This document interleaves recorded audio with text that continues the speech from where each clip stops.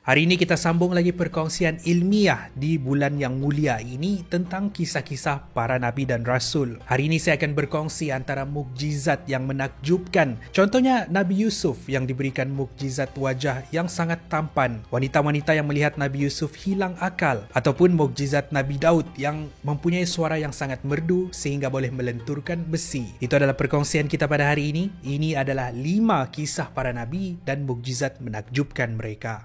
5. Nabi Idris alaihissalam, kisah merasakan sakaratul maut. Nabi Idris adalah keturunan ke-6 dari keturunan Nabi Adam alaihissalam. Baginda adalah manusia pertama yang pandai membaca, menulis selain diberikan beberapa kelebihan lain seperti ilmu falak, mengira dan lain-lain. Nabi Idris alaihissalam menjadi manusia yang pertama menerima wahyu daripada Allah Subhanahu wa taala melalui malaikat Jibril untuk menyebarkan agama Allah. Dirujuk dari ceramah Ustaz Auni Muhammad. Pada suatu hari, malaikat maut Israel yang tertarik dengan perwatakan Nabi Idris memohon kepada Allah Subhanahu wa taala untuk turun ke bumi bertemu dengan baginda. Dengan izin Allah, maka turunlah malaikat Israel menyerupai seorang pemuda yang membawa bakul buah-buahan untuk diberikan kepada Nabi Idris untuk berbuka puasa. Maka berkawanlah mereka. Setelah 4 hari bersama, pemuda itu kemudian akhirnya mengaku yang dia adalah malaikat maut Israel. Dia juga menjelaskan bahawa dia menjalankan tugasnya mencabut roh-roh di muka bumi di atas izin Allah Subhanahu wa taala. Setelah mendengar penjelasan malaikat Israel, Nabi Idris membuat permintaan untuk mencabut nyawanya, kemudian menghidupkan dia kembali. Dan Allah Subhanahu wa taala menunaikan hasrat tersebut. Nabi Idris merasakan bahawa dahsyatnya sakaratul maut yang baru sahaja dialaminya. Apabila Nabi Idris bangun, dia tidak berhenti menangis, membuatkan malaikat Israel turut merasa sebak melihat keadaannya. Nabi Idris alaihissalam sekali lagi membuat permintaan kedua, iaitu untuk melihat keadaan syurga dan neraka. Dan Allah Subhanahu wa taala sekali lagi menunaikan permintaan itu. Tempat pertama yang malaikat Israel bawa Nabi Idris adalah melihat neraka. Nabi Idris jatuh pengsan setelah melihat malaikat penjaga neraka yang menakutkan. Mereka mengheret dan menyiksa manusia yang tidak mahu beribadah dengan Allah Subhanahu wa taala sewaktu mereka masih hidup. Ini diikuti dengan bunyi guru yang dahsyat, api yang berkobar-kobar menghukum manusia di dalam. Nabi Idris akhirnya meninggalkan neraka dengan keadaan tubuh badannya lemah. Baginda kemudian dibawa naik ke syurga. Sewaktu berada di sana, sekali lagi dia hampir pengsan melihat keindahan syurga yang berada di depan matanya. Sungai yang mengalir ibarat pantulan kaca, pokok-pokok ibarat emas, istana yang megah, buah-buahan yang wangi dan ranum. Menurut pentafsir Al-Quran Ibnu Abi Hatim, bila mereka tiba ke tingkat keempat syurga, disitulah tempat Nabi Idris wafat. 4. Nabi Yusuf alaihissalam memiliki paras wajah yang tampan. Nabi Yusuf ialah anak kepada Nabi Yakub alaihissalam. Antara kelebihan baginda ialah diberikan ketampanan yang luar biasa yang boleh membuatkan wanita yang melihat hilang akal. Nabi Yusuf dibesarkan di rumah seorang pembesar kerajaan Mesir bernama Kitfir dan istrinya Zulaika. Seperti yang diriwayatkan di dalam surah Yusuf ayat 31, ada satu ketika Zulaika mengundang wanita-wanita untuk datang ke rumahnya. Masing-masing mereka diberikan pisau untuk memotong jamuan. Nabi Yusuf kemudian keluar dan dilihat oleh wanita-wanita ini. Semuanya terpegun dan terpesona, dan tanpa mereka sedar, mereka sedang menghiris jari masing-masing dan berkata, "Ini bukan manusia, ini adalah malaikat yang mulia." Ketampanan luar biasa Nabi Yusuf inilah yang menyebabkan Zulaika menggoda Nabi Yusuf dan mengajak baginda melakukan perbuatan terlarang. Nabi Yusuf yang menolak segera berlari ke pintu, tetapi baju yang dipakai ditarik oleh Zulaika sehingga terkoyak dari belakang. Bila pintu dibuka, Zulaika segera memfitnah Nabi Yusuf sehinggalah dia dipenjarakan. Kisah ketampanan Nabi Yusuf ini tidak berhenti di situ. Di dalam kitab Al-Mahabbah karya Imam Al-Ghazali disebutkan bahawa Imam Muhammad bin Ash'ats berkata, pada masa Nabi Yusuf alaihissalam, penduduk Mesir pernah hidup selama 4 bulan tanpa makanan. Jika mereka lapar, mereka cukup memandang Nabi Yusuf sehingga ketampanannya menjadikan mereka lupa akan rasa laparnya. Nabi Yusuf akhirnya dilantik menjadi bendahara negara. Pangkat dan posisinya ini memerlukan dia sering bertemu dengan tetamu wanita. Tiap kali ada wanita yang melihat wajah baginda, pasti akan jatuh cinta. Dengan itu, ada ketika dia akan menutup wajahnya untuk mengelak dari berlaku benda yang tidak diingini. Itulah kisah Nabi Yusuf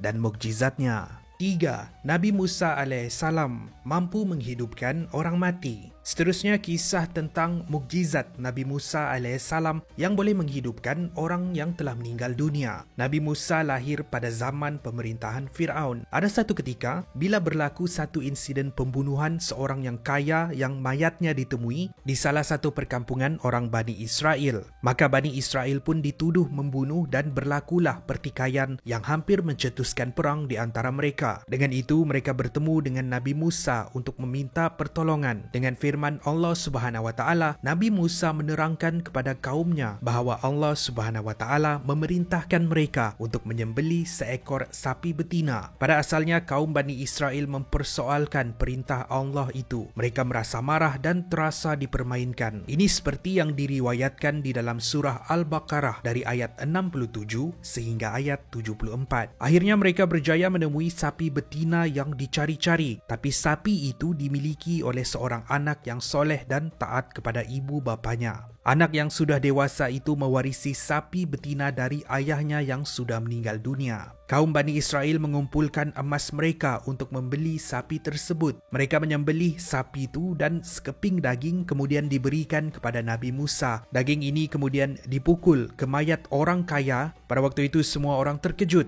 bila mayat itu terbangun dan menunjukkan siapa pembunuhnya sebelum kembali meninggal. Semua terkejut bila pembunuh sebenar ialah orang pertama yang menemui mayat tersebut, iaitu menantu dia sendiri, di mana menantu dia mahu membolot harta keluarga mereka. Itulah kisah mukjizat Nabi Musa AS. 2. Nabi Daud memiliki suara yang merdu. Nabi yang seterusnya ialah Nabi Daud AS. Nabi Daud dikurniakan suara yang merdu oleh Allah Subhanahu wa taala. Ketika mendengar suara merdu Nabi Daud yang sedang membaca kitab Zabur, mereka yang menderita sakit akan sembuh kembali. Lantunan suara Nabi Daud juga mampu membuatkan air dan angin menjadi tenang. Satu lagi mukjizat yang diberikan oleh Allah Subhanahu wa taala kepada Nabi Daud ialah baginda boleh bertasbih memuji Allah bersama-sama dengan burung dan juga gunung-gunung di sekitarnya. Ini seperti yang diriwayatkan di surah Syad ayat 18 sehingga 19. Selain mukjizat memiliki suara yang merdu, Nabi Daud mampu untuk memahami suara binatang yang sedang bercakap. Bukan hanya kebolehan untuk bercakap dengan binatang, tetapi juga dengan makhluk lain dan juga tumbuhan. Nabi Daud juga mampu melembutkan besi dan membuat baju besi untuk berperang. Ini seperti yang diriwayatkan di dalam surah Saba ayat 10. Di peristiwa yang lain lagi, ketika Nabi Daud berperang dengan Raja Jalut yang berbadan besar, walaupun baginda berbadan kecil, hanya dengan melemparkan batu dia boleh mengalahkan Raja Jalut. Akhirnya, Nabi Daud diberikan kerajaan dan kekayaan oleh Allah Subhanahu wa taala. 1. Nabi Khidir boleh hidup selama-lamanya. Seterusnya antara kisah kegemaran saya ialah tentang Nabi Khidir. Kisah perjalanan Raja Zulkarnain dengan bala tenteranya mencari Ainul Hayat yang membawa erti air mata kehidupan. Sesiapa yang meminum air dari Ainul Hayat membolehkan seseorang itu hidup selama-lamanya. Zulkarnain tahu tentang Ainul Hayat melalui malaikat Rafail yang diutus oleh Allah Subhanahu wa taala untuk menemani Raja Zulkarnain dan Nabi Khidir di dalam perjalanan menyebarkan Islam. Akhirnya, telaga Ainul Hayat ini ditemui oleh Nabi Khidir di mana dia telah meminum air dari telaga tersebut, membolehkan dia hidup untuk selama-lamanya. Berkenaan persoalan adakah hari ini dia masih lagi hidup, menurut Ustaz Azhar Idrus, para ulama mempunyai pendapat yang berbeza. Ada yang mengatakan dia sudah meninggal dunia, ada juga yang mengatakan dia masih lagi hidup. Itulah kisah terakhir kita pada hari ini, 5 kisah para nabi, mukjizat dan kisah menakjubkan mereka. Terima kasih kerana menonton. Itu adalah perkongsian kita pada hari ini. Kalau anda suka dengan video ni, pastikan anda like dan share. Jangan lupa like kami di social media, subscribe kami di YouTube, like kami di Facebook, follow kami di Twitter, Instagram dan juga TikTok. Akan lebih banyak lagi episod bermanfaat seperti ini pada masa hadapan. Saya jumpa anda di episod yang seterusnya. Kopi-kopi go, menarik setiap hari.